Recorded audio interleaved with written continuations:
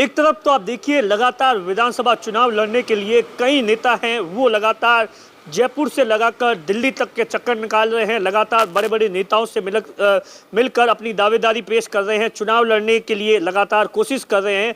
तो दूसरी तरफ बाड़मेर जिले से गुड़ामलानी विधानसभा सीट से वर्तमान में गहलोत सरकार के मंत्री हेमाराम चौधरी है, जो कि पिछले कई महीनों से लगातार सीधे तौर पर इनकार कर चुके हैं कि वो इस बार विधानसभा चुनाव नहीं लड़ेंगे।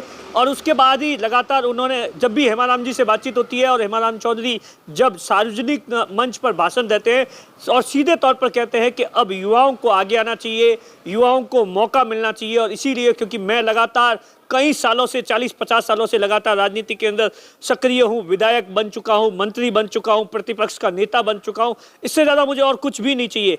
लेकिन आप देखिए वहाँ पर कांग्रेस की स्थिति बड़ा दुविधा में है कि आखिर दूसरे किस चेहरे पर दाव खेले।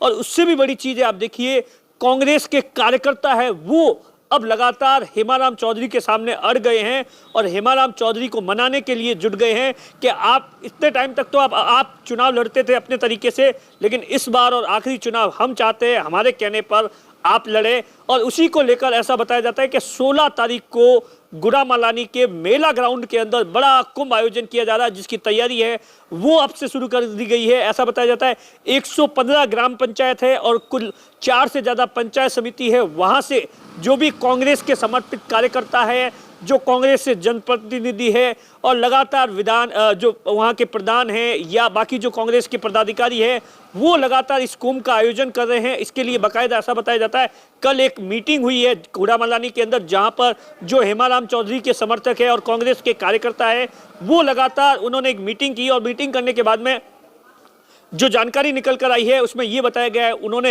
हेमाराम चौधरी को इस बात के लिए मनवाया है कि वो 16 तारीख की इस मीटिंग के लिए आए और अपनी बात रखें और कार्यकर्ता अपनी बात रखेंगे। क्योंकि आप देखिए एक तरफ तो जितने भी कांग्रेस के विधायक हैं, मंत्री हैं, ज़्यादातर इस समय फील्ड के अंदर है या दिल्ली और जयपुर के चक्कर काट रहे हैं टिकट की जुगाड़ के अंदर, और जिन्हें अपनी टिकट की श्योरिटी है वो लगातार चुनाव का प्रचार कर रहे हैं। लेकिन हेमाराम चौधरी है, जब से आचार संहिता लगी है उसके बाद से ही लगातार जयपुर के अंदर बैठे हैं। और ऐसा बताया जाता है कि अब 1-2 दिन पहले अहमदाबाद गए हैं, वहाँ पर जो उनकी बेटी है सुनीता चौधरी है वो वहाँ रहती है, उनको लेकर ज़्यादा जानकारी नहीं है।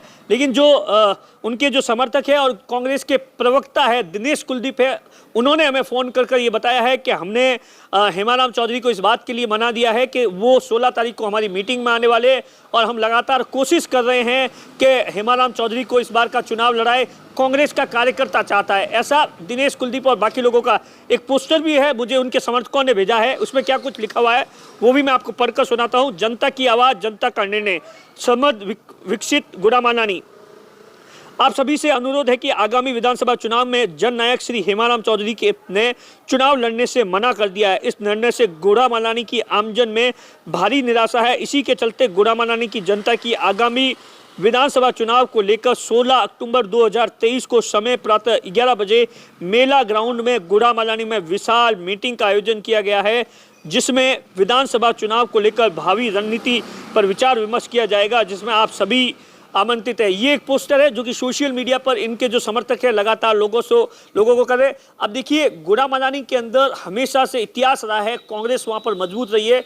सिर्फ एक बार बीजेपी जीती है 2013 से लेकर 2018 के बीच में, जो लादूराम विश्नोई हैं, पूर्व विधायक है, और अभी उनके बेटे हैं, लगातार 2010 से लगातार सक्रिय राजनीति के अंदर है। अब ऐसा माना जाता है कि वो वहाँ से प्रबल दावेदार है। उसके अलावा भी अनंतराम विश्नोई हैं, बाकी भी दावेदार है, लेकिन ऐसा माना जाता है कि वो एक प्रमुख दावेदार है। लिहाजा कांग्रेस के पास में वहाँ ज़्यादा चॉइस नहीं है। वहाँ कांग्रेस के पूर्व प्रधान है ताजाराम चौधरी, जो भी लगातार टिकट मांग रहे हैं, और हेमाराम चौधरी तो दो टूक शब्दों में ये कह चुके हैं। ऐसा नहीं है कि पहली बार हेमाराम चौधरी है चुनाव लड़ने को लेकर मना कर रहे हैं। इससे पहले भी आप देखिए 2018 का चुनाव ले लीजिए, 13 का चुनाव मुझे आज भी याद है। हेमाराम चौधरी चुनाव से एन वक्त पहले अहमदाबाद चले गए थे और उसके बाद में राहुल गांधी ने बाकायदा फ़ोन कर उन्हें मनाया था चुनाव लड़ने के लिए। हालांकि वो चुनाव हार गए थे और 2018 में सचिन पायलट ने हेमाराम चौधरी को चुनाव लड़ने के लिए मनाया था। अब देखने वाली बात होगी कि हेमाराम चौधरी है वो क्या कुछ डिसीजन लेते हैं कांग्रेस के कार्यकर्ताओं और जो उनके जो समर्थक है उनकी बात मानते हैं, या कोई नया चेहरा है वो आगे करते हैं। बाड़मेर, राजस्थान तक।